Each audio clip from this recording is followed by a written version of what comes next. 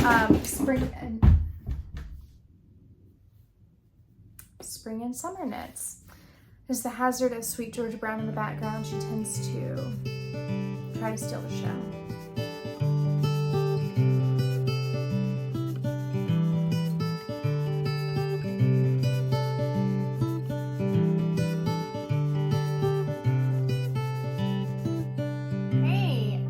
Welcome to the Knit Weekend podcast, or welcome back if you're joining me again. My name's Haley. I'm a knitter from Nashville, Tennessee, and this week's episode a little bit of a special one because this is everything I have knit in 2023. Minus a few items that have been gifted and are no longer in my possession, and one tee that I was pretty angry with, but I pulled all of my knits out today, and this will just be a fun year-end capstone. And let's just get rolling with it, shall we? I also feel like midway through the year, there is a gap that I can't quite fill in my mind at the moment. So I don't know what I was knitting, but I definitely know there isn't a gap. So we will go through these in chronological order. I'm gonna hit the highlights. I'll probably share with you my favorite part about knitting the project, and then also what I think you may enjoy about knitting it. I'll share with you the yarns.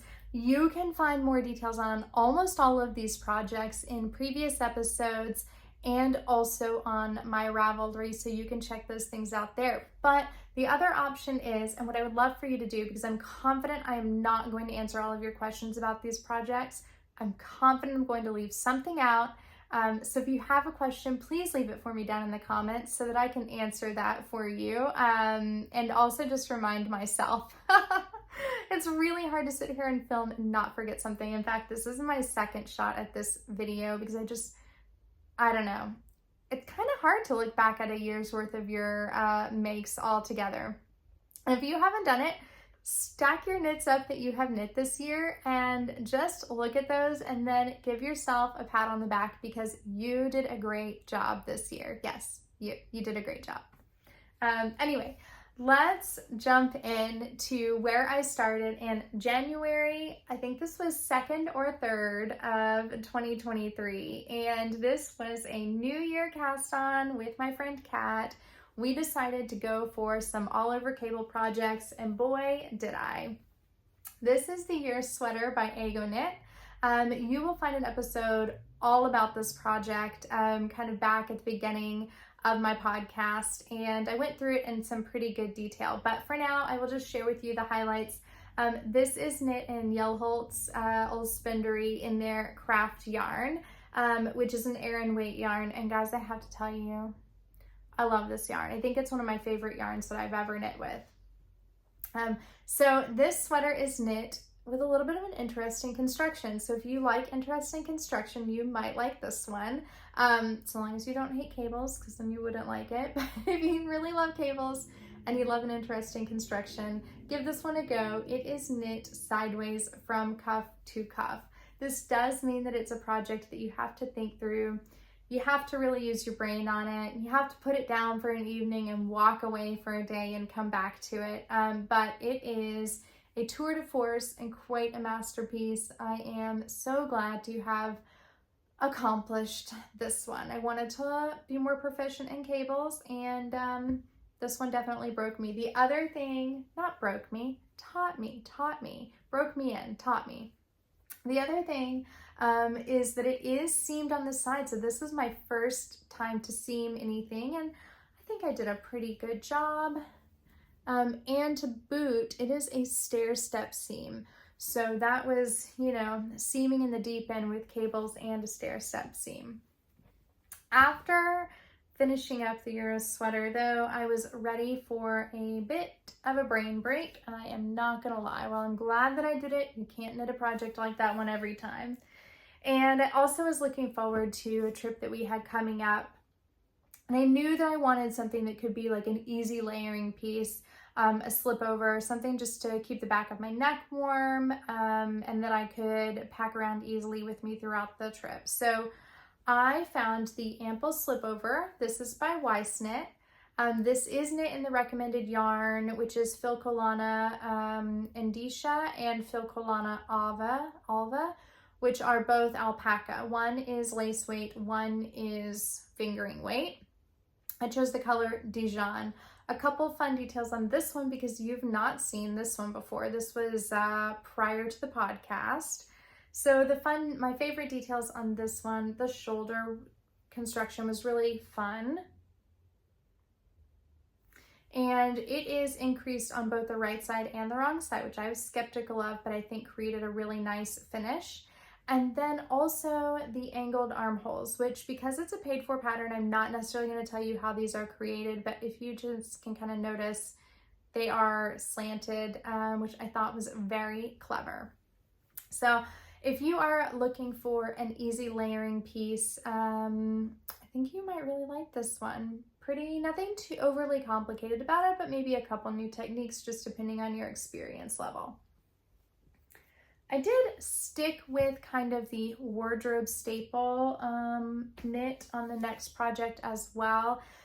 And I think this is my most worn knit of 2023. There is just almost nothing that I don't love about it. This is my Mouline cardigan.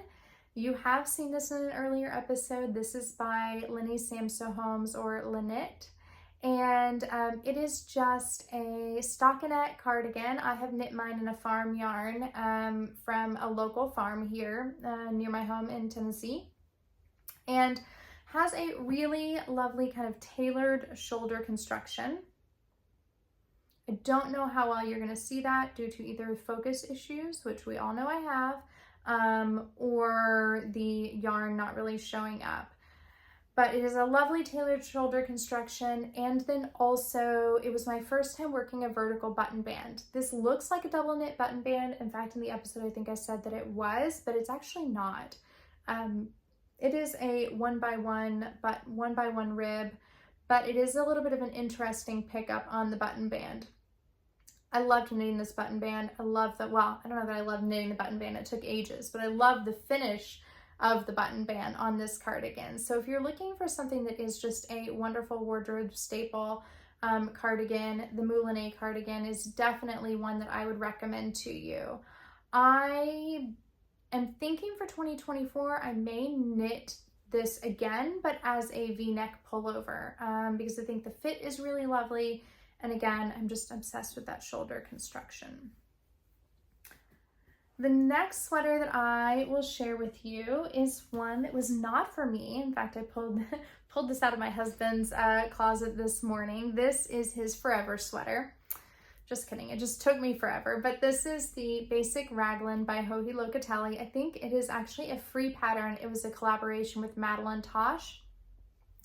Nothing really special to share with you about this. If you are looking for maybe your first sweater pattern, this would be a great one. It is a basic Raglan construction, knit at a DK weight, and I have used Echoview Fiber Mill Ranger DK. You all probably know by now that that mill has since closed, so I actually got the yarn in there kind of going out of business sale, in their closing sale, but yeah, he has worn this sweater, gotten just a ton of wear out of it, and I think it was a great basic piece for him, which is what we were going for, because he had one sweater that was really worn out and looking terrible, and I decided I needed to replace it. You can obviously tell that I went through a stockinette phase at the beginning of the year after finishing the cable sweater, because my next finished object, which actually the next three were all kind of knit simultaneously, so I don't know, you know, chicken or egg, which came first, but they were all kind of there together. But my next one is my poppy tee. This was done as a fun knit along with Kat and Victoria, who are my knitting friends in my neighborhood. And it has the same shoulder construction as the Mouline cardigan. Can you see it maybe a little better here? And I knit this up in Knitting for Olive Merino and soft silk mohair. And my husband actually selected the color when we were in Copenhagen at the store. So a little bit of a special project there. I definitely enjoyed knitting this up. I will say when I blocked it out, I think I stretched it a little bit on accident. I left it in the water too long, and it has grown. So I need to probably re-block it and try to kind of spin some of the extra size out of it.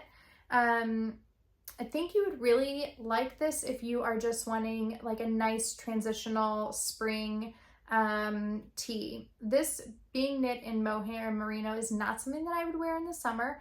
I think the original pattern was designed in Cardiff cashmere, so this is more of a budget-friendly option for sure. But I think it's just another great wardrobe staple, which is something that I want to definitely focus more on in the coming year with my knitting. We'll do maybe a 2024, not knitting plans, loose plans, because I can't plan more than one project ahead. Okay, moving right along. This next project was another knit along with Hannah G. Knit. She has a podcast, which I'm sure you all watch as well. And this one definitely took a little more brain power, time to trot out some new skills, learn some new skills on this one. This was the Intarsia top by Anna Husemann. This is a garter stitch Intarsia tank that is knit flat and seamed. So again, getting into seaming a little bit here. And I have to say, this was such a fun project. I loved it. I loved knitting it with Hannah. We had fun kind of chit-chatting about it. But also it just, like, the Intarsia was so interesting to me. And Intarsia and garter stitch, I think more so for me than in stockinette, is just a really fun thing to work on. Kept me going and kept me interested the whole time. Now, I think that if you wanted, I will say that this is maybe the deep end of Intarsia because of how many bobbins you had to have going. But I think if you wanted maybe a little Intarsia, but not too much, you could probably just knit one side, choose which one you preferred, and then knit the back half of the tank top and garter stitch. Doing that, it would then no longer be reversible like it is now, but it would be a way to kind of dip your toe in and then see where you go. So I think I forgot to mention that I did knit this up in the recommended yarn, which is Pascauli Puno, which I think is an alpaca and cotton blend. Yeah, so I love this piece. I would say I didn't wear it terribly much, as much as I would have liked, maybe next year a little bit more, but I sure as heck did enjoy knitting it. So the next pattern is something that I wore a ton, and it is no surprise that it is the most knit pattern on Ravelry, also by far my most viewed episode here on the podcast, and that is my summer ranunculus. This is knit in a now discontinued yarn, Fibra Natura. I think it's called Papyrus. It is a cotton and silk blend, organic cotton and silk blend. So if you are looking for a project, if you have not knit a ranunculus yet, I'm sure probably 90% of you watching have, but if you are looking for something to play with gauge or fiber choice or something like that, I think the ranunculus is a great idea to do that. And also, once you kind of get through the decorative yoke, it is pretty much all downhill from there. But it does have a great kind of angled cuff sleeve construction that I think is a nice one to add to your repertoire of something to use in future projects. In fact, I ended up modding the sleeves on a recent finished object and just using that instead. Yeah, so you will notice I do have a mistake row here, and we're just going to ignore that and act like it doesn't exist. I do think one day I would definitely like to, I think maybe one day I would definitely, there's got to be a more direct way to say that. I think one day there will be a winter ranunculus in my wardrobe as well. So here is where the gap lives. There was something between that and what I'm going to show you next that I cannot place in my mind to save my life. So I have no idea what it was. There's got to be something. I should just go back and watch the podcast because it probably is in my podcast. But for now, we're just going to roll with it. Just quickly popping back in here to tell you that I figured out what the hole is. The hole was my poppy tee. I got my order all wrong. I knit the Intarsia top, the Ranunculus, and then the poppy tee. Somewhere in all of that as well is another whip that was never finished, hence not being in this roundup. All right, mystery solved. Carry on. Coming off of summer knits, moving into a more transitional knitwear of fall. This cardigan is my first transitional knit of fall, and this is the Gloam cardigan by Caitlin Hunter. This was knit up in Jill Draper Makes Stuff Kingston, and it is a open front cardigan with a wide button band. It's not really a button band because there are no buttons. It is pretty boxy. I knit mine fairly cropped, a little bit shorter than the pattern suggested. You can check out the purl bump details. So it does involve charts on your purl bumps. And if you are just looking for some like a fun layering piece that has a little bit of body, has a little bit of texture to it, I think you would really enjoy this one. It also is seamed, but not terribly so, just this part kind of under the underarms, which is maybe only about maybe 9 inches of a seam. So you can do this. If you've not seamed it before, don't let that scare you away from this cardigan. You can absolutely accomplish that. It's just a stockinette, you know, a seam along a stockinette edge. So you'll be fine, don't worry.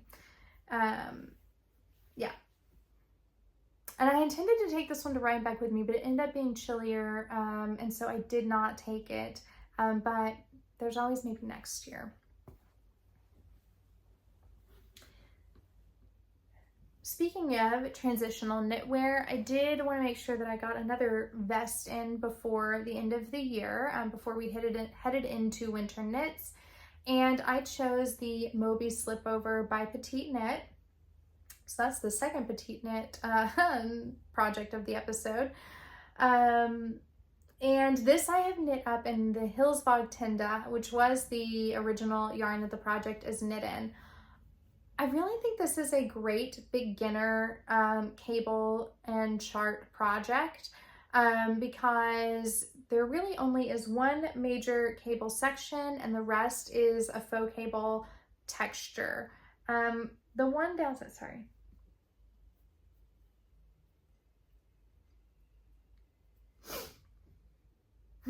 Hazard of too much wool and mohair. The one downside to the texture here is that it does require you to kind of knit 2 together through the back loop and I think purl 2 together through the back loop. So it can be a lot on your wrists, and I did have to put the project down and allow my wrists to rest occasionally before picking it back up again. But what's great and what makes it beginner friendly is that the charts are fairly easy to read, pretty minimal decreases and increases, and no sleeves. So you get just enough cable and just enough chart, but not too much. It does have a folded neckband on it, which you know I love, and that's just kind of a nice little finished detail to it as well. So I have worn this a ton since finishing it. I even wore it on Christmas. Or not on Christmas, but to my family Christmas, which was a week before. So it's like faux Christmas, but I wore it. All right, so no ma'am. Did you hear her talk back to me? No. You tell her no there, so she does this instead. All right, the next one I'm not really going to spend too much time on because you've just seen it in the last 2 episodes. This is my most recent finished object. It is actually a mashup between 2 patterns. I used the yoke from one sweater pattern and the sleeve and body from the Ranunculus pattern. I just finished this last week, so it is a fairly new finished object. And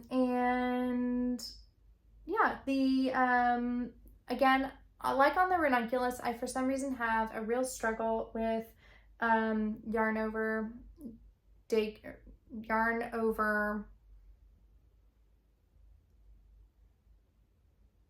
How do I want to say that?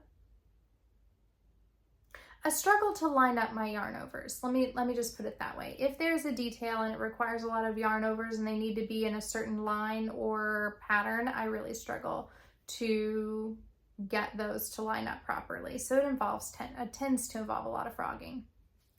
My accessory stack is going to be a little bit smaller than my sweater stack just because I have actually gifted most of the accessories that I have knit this year. I went full on into knitting mode for the holidays, and as you saw from previous episodes, ended up gifting I think 4 or 5 beanies. And so I have just a few accessories that I have knit for myself this year. We will go back in time and start, well, I guess we'll do these two together because it's the same pattern. You know it, you love it. My twin Ranunculus scarves. You saw these in their respective episodes and also my shawls episode. Ranunculus scarves. What is coming out of my mouth? Vertices unite. You guys, I hope you all like did a record skip on that one. These are my twin Vertices Unite. This is a pattern by Stephen West. I have knit mine in Alpaca 2 from Isair, and one for spring, one for fall. I love them. I wear them all the time. I think you would really like this if you love garter stitch, aren't afraid of short rows, and want to play with color. We're not going to go into that one anymore because you have heard about it ad nauseum, I think. Sorry, the knits are tumbling over. They have gotten too tall. Okay, next is going to be my husband's beanie. So this is, I was started as the Musselburgh cap, or Musselburgh beanie by Isolde Teague. And then I, rather than finishing out the kind of second half of the beanie, if you're familiar, it is just basically a giant tube of a beanie that you turn in on itself, and then you have a double layer beanie. So rather than finishing that out, my husband requested a little hipster hat, so I kind of went a little bit Oslo hat on it and put in a short row turn, little pearl rose there, and then a very short double folded brim. So that is his hipster hat. This was knit in Rauma Mitu, which is 50% wool, 50% alpaca. He bought this in Norway and brought it home for his beanie. So the next one that I have is the Leah scarf. This was also in my shawls episode, and it is not at all a shawl, but I love it so much. I just wanted to show it to you. I think it's a really fun accessory. This is a combination of a blown yarn and also DK weight or fingering held together, which is what I did, because naturally it also includes Isair Alpaca 2 and then Isair Eco Soft. This is by Lene Samoe Holmes, and it's just a really fun little project. I knit this, I think, in just a few days. I was so hooked on it. My one big shawl for the year, other than the one that I currently have on my needles, the Lunai shawl by Moonstruck Knit, Natasha Hornby. You all are probably all looking at the Artist shawl, which is her most recent release, and loving it. I knit this before I knew about that one, but I have very much enjoyed this. It is knit up in Hejlholt garn, super soft, and then the accent is, say it with me, Alpaca 2. I love this pattern. It is a mosaic and texture knit. You can see, I think it's called a star stitch.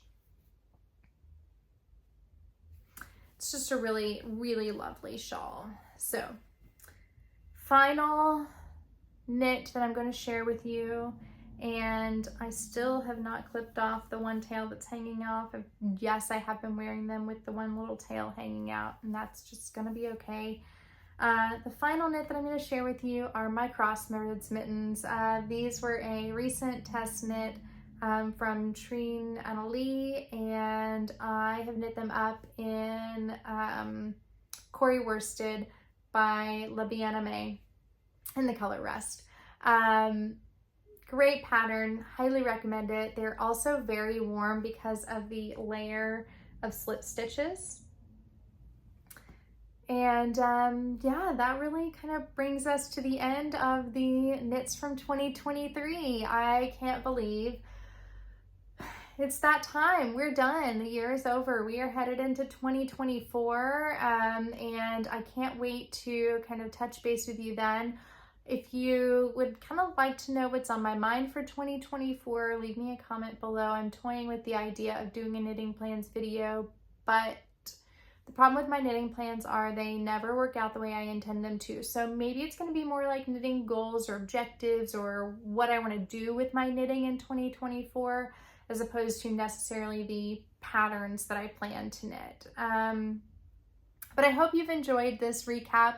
Kind of fun walk down the memory lane of the year, and thank you again so much for joining me, for spending a little bit of time with me. I hope you found something that piques your interest or inspires you, and if you have any questions about anything that I mentioned on this episode, because like I said at the beginning, I'm confident I have forgotten some stuff, so leave me a comment, ask me a question, and I'll see you next time. Bye.